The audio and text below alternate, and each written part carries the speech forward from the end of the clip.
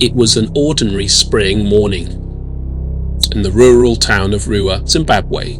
The sun was bright, the air warm, and over 60 children spilled across the schoolyard at Ariel School, laughing and playing during their morning break. Among them was Emily Trim, an introspective, soft-spoken girl who would later become one of the event's most passionate witnesses. What she saw that day would remain etched in her memory for the rest of her life.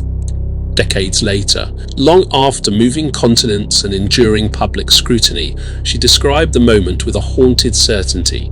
She saw being short humanoid with large black eyes standing just beyond the tree line, watching silently. One of them locked eyes with her.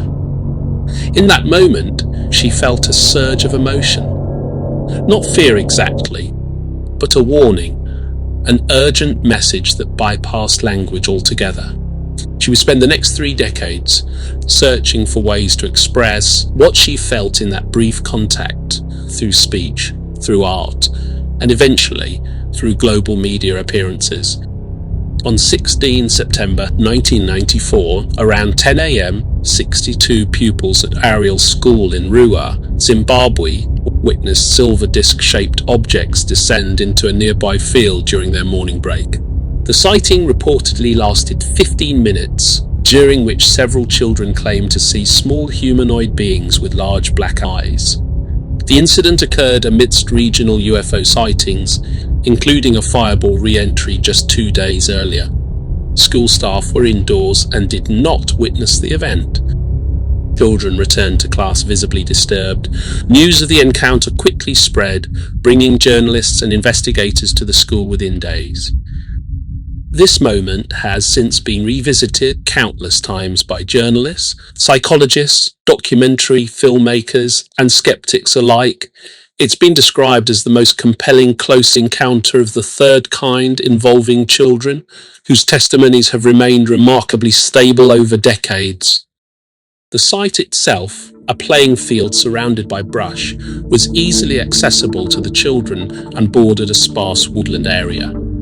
Several students claimed the craft hovered or landed just past the trees. These pupils had no prior exposure to science fiction or UFO lore, leading investigators to argue that their testimonies lacked external contamination. Unlike the Westall encounter in Australia in 1966, the sighting occurred in full daylight, under the supervision of one another, with over 5 dozen participants, a demographic anomaly in UFO studies.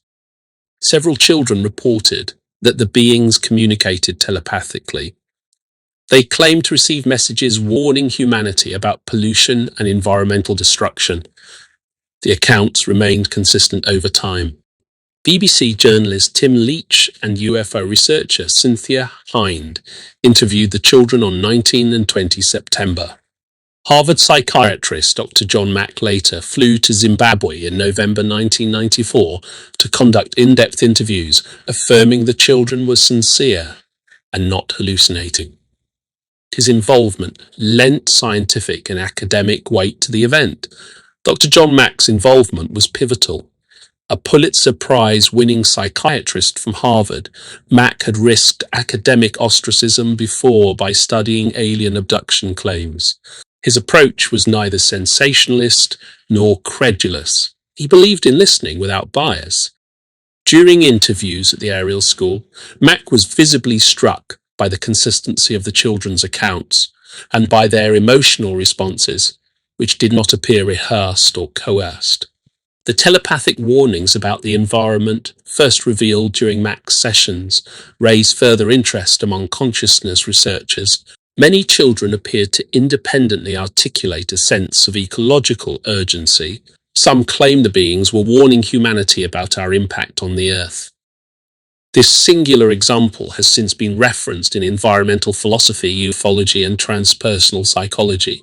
Emily Trim was one of the most outspoken witnesses. She later revisited the site and spoke of ongoing emotional trauma, expressing herself through paintings. She died in 2024 of cancer. Littlefield, another child witness, described an intense fear that the being was still watching her. Emma and Salma, both children at the time, described making eye contact with a being and receiving urgent emotional messages. Czar, now a Barstool writer, reaffirmed his sighting in 2021. Dallin later revealed in a 2023 Netflix documentary that he may have fabricated an element of the incident, though other witnesses strongly contradict this. As adults, many of the Ariel witnesses remain publicly engaged. In the documentary Phenomena, several former students recall feeling both privileged and burdened. One witness, who chose to remain anonymous, now a teacher, stated, "It was real, but I wish it wasn't. People treat me differently when they know." Randall Nickerson, who spent over 15 years locating and interviewing former students for his film, confirmed that over a dozen were willing to appear on record despite family and career pressures.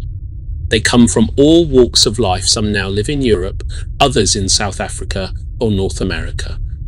Some refuse to ever discuss the incident again, citing religious or cultural stigma. One particular moving account comes from a woman who tearfully admitted she used to look out her window each night, wondering if the beings would return. Their accounts, now reinforced by adulthood introspection, show how powerful and persistent the memory remains, even 30 years later.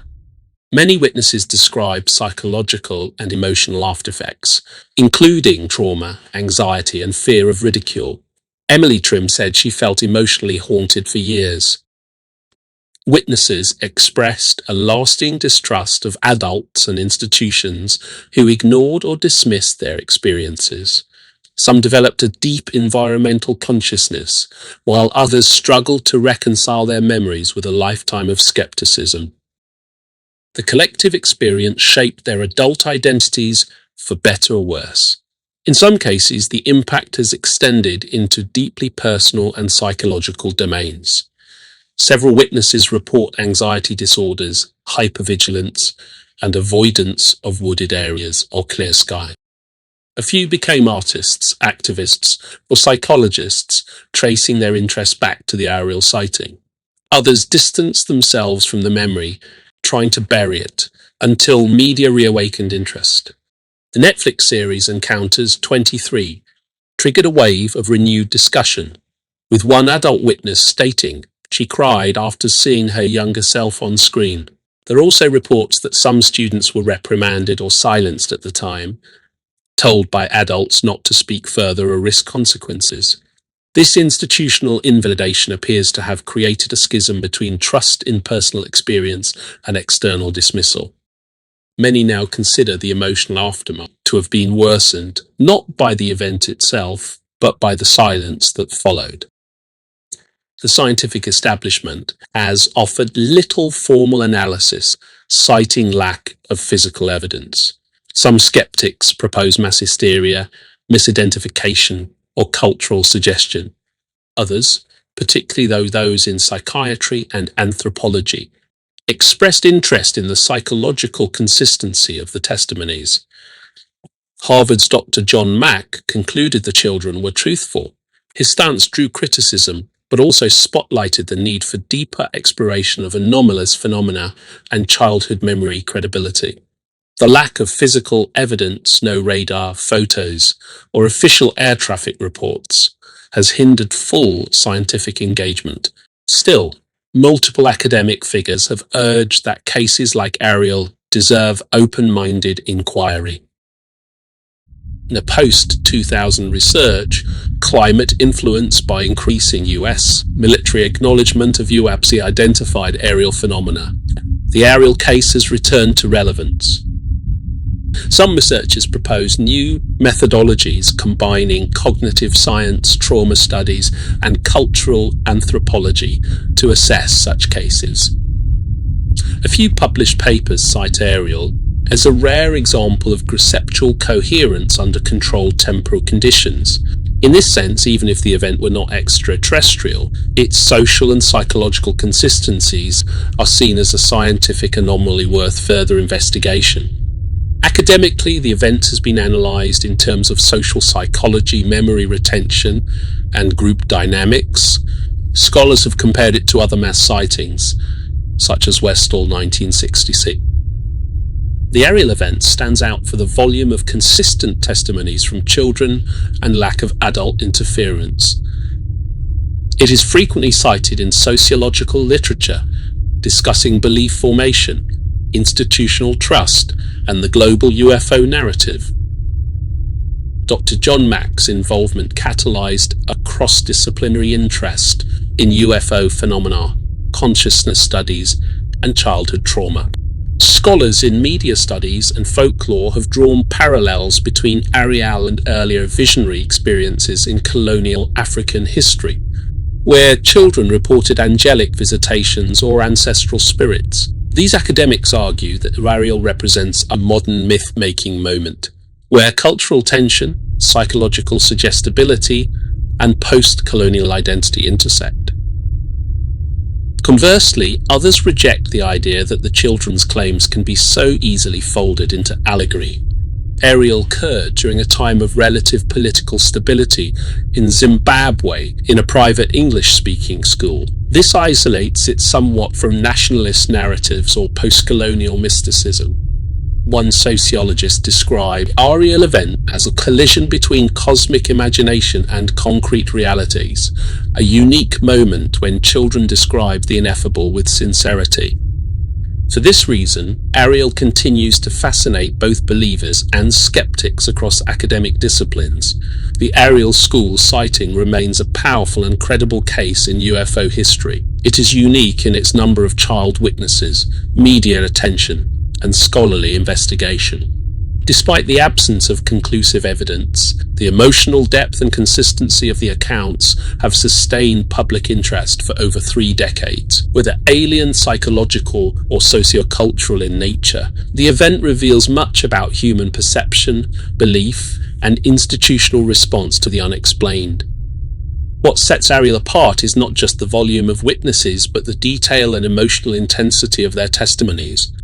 The involvement of major media outlets, a Harvard psychiatrist, and recent revisitations through mainstream documentaries has ensured the case's longevity. In a world increasingly open to discussing UFOs and UAPs seriously, Ariel remains a cornerstone case that has withstood decades of scrutiny. Even detractors admit that the children were deeply affected by something unexplained. Whether misinterpretation, mass suggestion, or a true encounter, the Ariel sighting has become a symbol of how truth is shaped, shared, and protected by those who experienced it firsthand. Skeptics argue that the Ariel event may have stemmed from shared imagination, media influence, or misidentified objects. They cite suggestibility, the social contagion effect, and the age of the witnesses. Some point to a re-entering satellite or puppet prank as triggers. The telepathic claims appeared only after John Mack's interviews, suggesting possible unintentional prompting. From this view, the incident may reflect more about group psychology than extraterrestrial contact. Still, from a critical point of view, one could argue that a combination of youthful imagination, strong social cues, and latent fear could explain the event. Zimbabwe, in the 1990s, was a transitional society. Cultural exposure was increasing via television and radio, and ideas about UFOs had filtered in from American and European media. Children may have internalized these archetypes. Moreover, some experts have noted that the environmental telepathy theme may have been unintentionally seeded by Dr. Mack, despite his careful approach. It's possible that shared emotion, not a shared visual stimulus, led to narrative convergence. Nevertheless, this hypothesis does not fully explain the coherence and enduring emotional impact seen in the witnesses. If the Ariel incident is authentic, it may signal an intelligence attempting communication at an early developmental stage. The environmental message aligns with emerging global consciousness. If psychological or sociological, it underscores how children can collectively process fear, awe, and external stimuli. Whatever its true nature, Ariel remains a case that continues to challenge mainstream dismissal and fuels the broader debate about humanity's place in the cosmos.